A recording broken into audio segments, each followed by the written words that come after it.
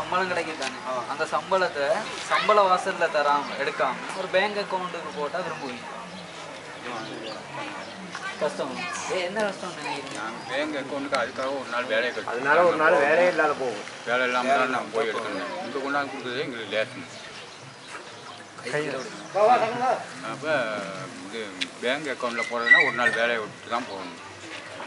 தூரம் வேறு பேங்க் இங்கேருந்து சாதாரணமாக ஒரு 7 கிலோமீட்டர் போகணும் 8 கிலோமீட்டர் தூரம் போகணும் நீ அங்கே போயிட்டு வர்றது எங்களுக்கு ஒரு நாள் தொழில் வீணாக போகுது அப்படி இருக்கையில் நீ வருமான செலவு போகிற செலவெல்லாம் கொஞ்சம் கஷ்டம் இல்லை நினைக்கிற இருக்கிறது எங்களுக்கு நல்லது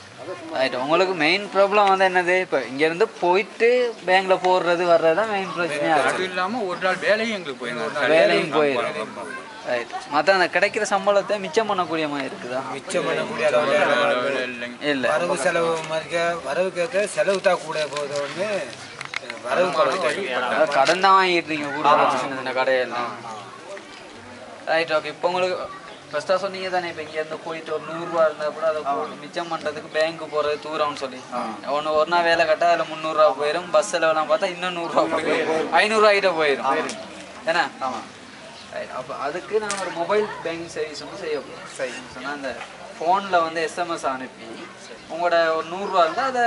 உங்களோட அக்கௌண்ட்டில் போடுறோம் சரி உங்களோட அக்கௌண்ட் நம்பரையும் என்டர் பண்ணிவிட்டு 100 ரூபான்னு போட்டிங்கன்னா உங்களோட அக்கௌண்ட் நம்பருக்கு போய் விழுங்க சரி அதை வந்து ஒரு ஏஜென்ட் வந்து கலெக்ட் பண்ணிக்கிறாரு சரி உங்களுக்கு உங்களோட பேங்க் அக்கௌண்ட் ஒரு 5000 இருந்துச்சுன்னா 2000 எடுக்கணுமாண்டா